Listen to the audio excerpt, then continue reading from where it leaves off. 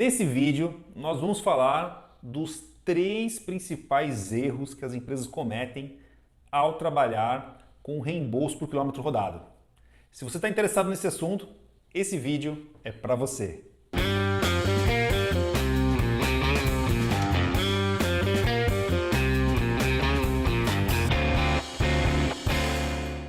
Espera só um pouquinho, para você não esquecer, vou pedir para você se inscrever no nosso canal, clicar o sininho das notificações, todo vídeo novo você vai ser o primeiro a ser notificado, aí vai receber um conteúdo gratuito.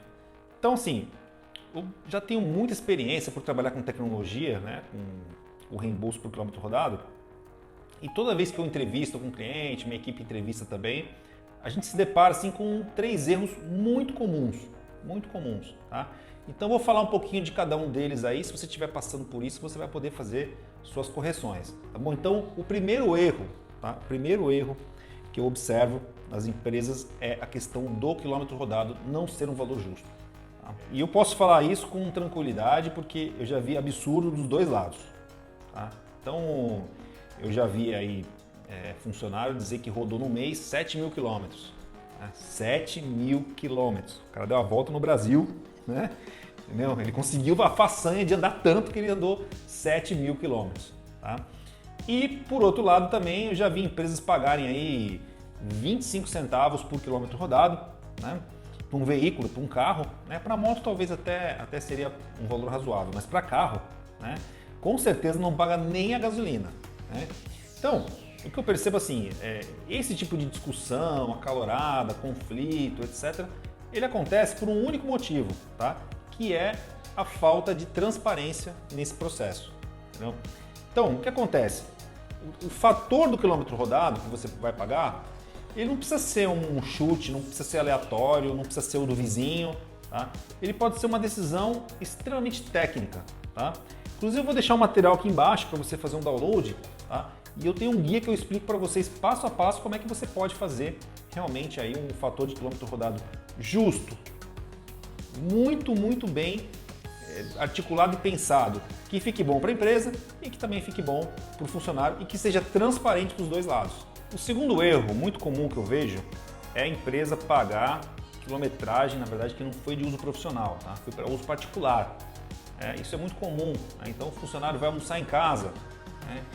Muitas vezes, e aí ele se desloca lá não sei quantos quilômetros e tal, e a empresa faz esse pagamento, sendo que é uma conveniência, muitas vezes do próprio funcionário que irá almoçar em casa e não o benefício da empresa, né? Ele perde todo um tempo de deslocamento, etc. Né? E com isso ele acaba sendo menos produtivo durante o dia a dia aí, né? Até pela dificuldade às vezes de medir, né, o quilômetro rodado, e aí você tem lá uma planilha de Excel que você coloca lá os endereços que você foi, e aí eventualmente lá aquilo no Excel, né, pode realmente não estar com as informações ali corretas, pode estar vendo algum tipo de abuso, algum tipo de exagero, entendeu? Então assim, o ideal é que você pague sempre uma quilometragem que foi de uso profissional, né? Esse é o melhor dos mundos, entendeu? E provavelmente para você conseguir fazer isso, você vai precisar fazer o uso de algum tipo de tecnologia, né? Um Excel, uma planilhinha, um Google Maps lá não vai resolver isso. Né? Então vou aproveitar para fazer meu jabá aqui, ó. Tô brincando. Vou deixar aqui, ó. A Contele tem uma solução que faz essa automação para vocês, prontinho, joinha, tá? Se vocês quiserem conhecer, mas também tem outras ferramentas aí no mercado que vocês podem dar uma olhada, tá? O importante é você realmente conseguir apurar, né, a quilometragem profissional, aquela que foi realmente realizada no trabalho de vocês. E o terceiro erro que eu vejo muito comum, tá, é usar o reembolso como moeda de troca, entendeu? Então eu tenho alguns exemplos assim, de alguns absurdos que eu já vi acontecer, né? Eu tinha um fornecedor aqui que ele recebia por quilômetro rodado, entendeu?